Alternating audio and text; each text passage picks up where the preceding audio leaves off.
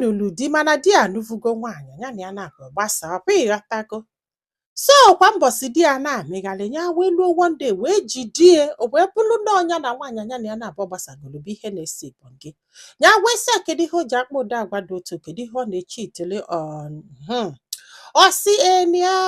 ọ bụrụ cheating ka ọ bụ ọ bụrụ cheating na nwunye before rapụchaza na fa gbasa na ọ bụ na fa na-abọsebe Ebonyi na ọ bụrụ cheating. Ya wee chọọ ka amala ife ndị mmadụ lụ biko ọ bụrụ na ijide di gị